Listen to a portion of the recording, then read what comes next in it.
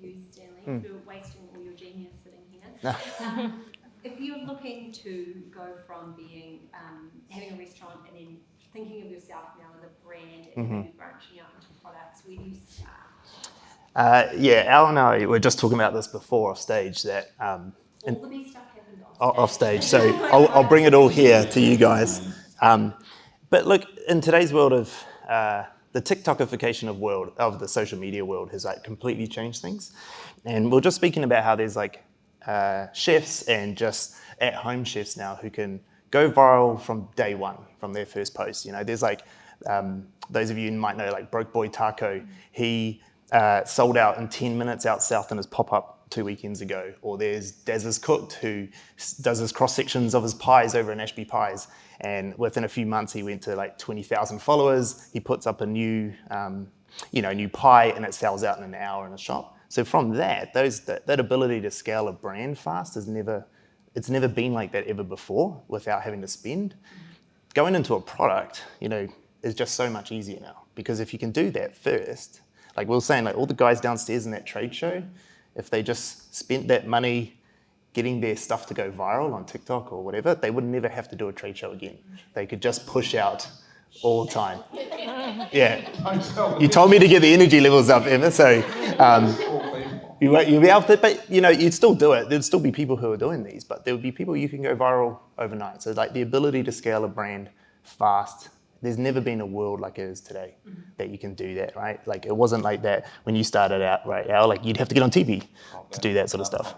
Not that. But it's also, you could go viral on TikTok, but I guess it's also what are you presenting on TikTok, right? You've got to have something to go viral with, both like a personality and image, a really good product. Yeah, there is, and my advice to a lot of people when we're working with brands is it's about story. Like that's never changed. It's always been story. That can be a character, it can be a product, it can be a service, it can be people, whatever you want it to be, but it needs to be story. The 3x structure of movies and plays and books and every other piece of content ever created ever has never changed. It's always story. So as long as you've got a story you can tell, you will always build a brand. And you don't need your brand to be, it doesn't even need to have a face. Like Babish Culinary Universe, he didn't show his face for years. He's at 10 million followers. So what you need to do though is have a good story. If you have a good story as your brand, as your product, as your service, you will get a following and they will buy into what it is that you're selling. And consistency. Always consistency. Yeah. Interesting you say that too. I think a lot about, the products. You want to be solving problems. Yeah.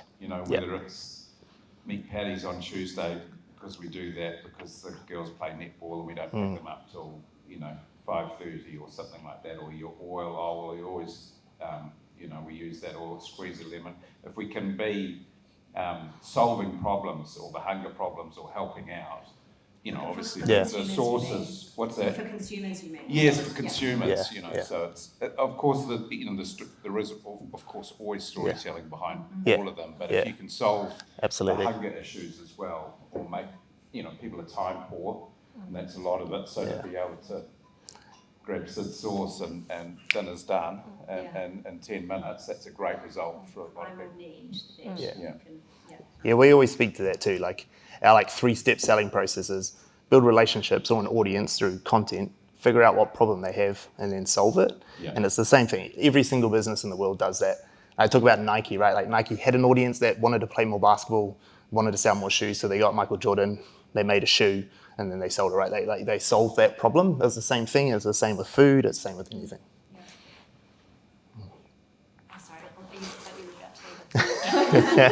I wanted to touch on the contract manufacturing too. Do it. Yeah, that's right. In a sense of we can't do it ourselves, and we've had if we look at the 2 sources that we've done, and we're developing some more. As you get bigger, a lot of things change, and getting that right. But you can't get to the big person until you've done the numbers. So it's really, you have to be quite fluid and flexible to be changing from one contract manufacturer to the next, and then being able to project sales volumes. And, as I say, making the product and the brand is relatively simple, but you need people to take it off the shelf. And And so there's so much more behind it all. And, you know, you have for a lot of people that kept saying to us, oh, you know, can you, I wish you'd start selling the habanero mustard at Depot, a soup with the skirt steak. And we heard that time and time again, but we're restaurateurs, we haven't got, you know, if we looked into the bottle, well, that was going to cost us 80 grand because the minimum order was 15,000 or things like that. So there's a lot of things going on behind the scenes. The cash flow isn't there to do that, and you know, the time. There's a lot of it's a big puzzle behind the product, and I think everyone's got to be relatively aware that it is there's a lot of moving parts, and you have to solve that problem, and you have to get the right partners and the right manufacturers, and when it comes together, it's like a well-tuned orchestra, and it's fantastic. But it takes a while to get all the members of the band playing. That's for sure. Do you want to speak to the contract manufacturing stuff, Jan? Do you respond to that? Yeah, so we scaled up and we went to a New Zealand-based contract manufacturer. What we learned very quickly in 2021 was the price of oil went up, the price of a lot of things just went up. And suddenly our product that we thought we were making at $8.99 or selling at $8.99 was now being sold at $17 or $18 at Faro. And that was not what the vision was behind the product. Our thing was to make it very, very accessible, so it's in everyone's shelf at home. You come home, you're tired, you can't be bothered cooking, you want something nutritious, and you just open a jar and enjoy it. But the cost of manufacturing here was horrendous, but at the same time, we couldn't go to India or anything of the sort because there were lockdown and restrictions. The minute we could, we went to India, and the cost of living crisis had already started up here. So we went and worked with Indian manufacturers, and we now have our range produced in one of India's largest pickle makers who distribute to over 100 countries worldwide. They have state-of-the-art technology that we don't even have in New Zealand. So that was quite refreshing for us to see, because we were a little bit skeptical, how do you manage quality control? But you need to know in your product, what are the things you're not going to compromise on? They said, oh, we could put a filler in. I said, no. Oh, we could put antioxidants in. No. We're like, okay, these are the ingredients. You will not mess with the recipe. This is what we want, and we know it can be achieved because we've done it in New Zealand. We've made a dairy-free and gluten-free curry sauce, and you can do it too. And the taste has improved, the flavor profile has improved, and the cost has gone down despite shipping. And shipping was quite expensive at the time. So, but making that move, we may have alienated a few customers who wanted it to be New Zealand made, but we also did the mild calculation. So when we get that barrier going, you're not made in New Zealand anymore. We said, well, we're actually better for the environment in a way, because we're not shipping spices from India, glass jars from China. It actually, when you calculate the food miles, it's more sustainable to make it in India and ship it here, and it's a cost of living thing for us. We don't want our product to be so expensive, but for us it's the same, it's still gluten-free. I think another thing too is we're such a small country. You want to make a product that gets used, every day or every week. I see so many. I bet we've all got. If you look at your pantries at home, you've got special chutneys and relishes with little jingles and jangles tied all over them that are at the back of your pantry.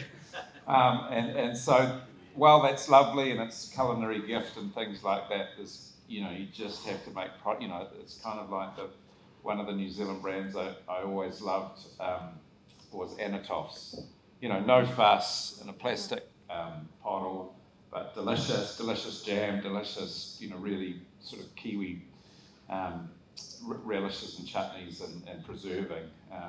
But, it's the sort of thing that I would take the top off while I'm in the car park, dip my finger in, while I'm driving home. So, it's that, if you can get people using the product and being a part of their pantry that's always out on the table, then you start getting volume, because then you want that when they're going down the aisle, they see the sauce, they put it in.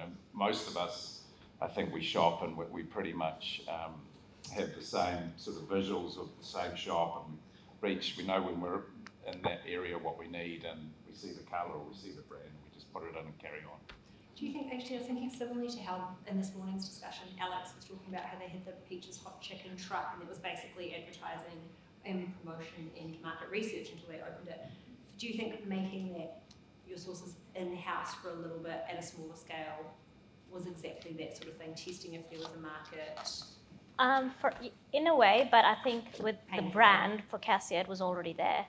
So we already had a captive audience who had demanded that product. Making it in-house was at the time, in hindsight, the right decision, but also the wrong decision because from day one we were on the back foot. We had pre-sales before people had even tried the product. We were sold out the week we launched it, or even talking about it, people wanted it because they had experienced Cassia, and that was just the Auckland market. We only started very small with Farah Fresh, only supplying to them because that was enough to make us an essential business, supplying to a small supermarket. So yeah, we did start small, but even then I think we bit off more than we could chew. Had you and Sid talked about making sauces, because obviously the pedigree of your cuisine and your food that you've always served is amazing. So I know you said that COVID kind of forced your hand, but had you before that? No. Hadn't crossed your mind? No, he thought that was the most stupid idea I'd ever had. He wanted me to put my food in a jar. The first idea he came up, he said, okay, the way I can palette this is if it is in the fresh section of the supermarket. I could fathom that. Yeah, but that's, as soon as you have shelf life issues. And that's what I said to him. I said, do you know how much it costs to get a chilled courier? Yeah. No, not happening. He could not see his product in a jar. For him, anything on that. And I think that's where our product is different because you're used to seeing what's on that aisle and you need to actually go and shake that shelf up because what's on that shelf is not disrupted. Yeah, you have to be a disruptor because I, as an Indian person of Indian origin, would not buy anything which is in a jar on the shelf. And that was my challenge. I had to create a product that was good enough that an Indian person of Indian origin would go and grab that for their dinner. Yeah, brilliant. We're just about at time, but do you have any kind of last thoughts? I was just thinking the thing that these two did really well with their products is that they listened to an audience and their customers who told them they wanted something. And we get customers all the time who come with a product or a service that they've just made up and gone, hey, can you build us a brand to sell this thing? And it's like, well, who asked for that? Like, did anyone even want that thing that you've just made? Did you just want it? And then it falls flat because no one even wanted it in the first place. But these two have both listened to their customers who said, I really want that habanero mustard. I really want your sauces. I really want that thing. That is the place you want to start from, not from somewhere of just like, oh, I think this will be yum because I like it. Like, build an audience, build a customer base who tells you and informs you on what you want first. I think is a really good way to get started before you go spend how much money you need to spend on contract manufacturing. Yeah. We're at time for our chat part, but there is time for a couple of questions. If anyone has a question for our let me know. I always have one. Stanley, Attention Seeker does personal branding. What's the balance between building a brand of, say, your chef in a restaurant and building the brand of the restaurant? Is it chicken and egg, or do you need to do both? I guess that comes down to a couple of things, like is the chef an employee or part owner? Because there's always going to be an investment conversation and risk that you have to wear as a restaurant if you're going to invest in the personal brand of your chef, that they can just walk away and that's their brand. So that's something you got to consider first and foremost, and however that is. But also branding like permeates through things. Like if your chef's got a good name, it's going to translate to the restaurant anyway. So like in our team, for instance, we like encourage and want our team to always build their own personal brands. They can go off and work anywhere else that they want to, but while they're with us, it will help us build our brands. And so I think that if you've got a good culture, and your team aren't going to leave anyway, then that risk is mitigated somewhat. But I think you should push the people first. I think that humans buy stories of people faster than they will of brands. So I think that personal brands always, I mean, that's why we built our business around that. I'm a little bit biased in that, but I think it is true. I think that people connect with people faster than they do brands. You can connect with brands, but it is harder. I guess, Shan, sorry if I pronounced that wrong. Just a question with your product, because obviously New Zealand, you've done a lot of work with the brand, and that trust will be there, right? So when you came out, people are already ordering it.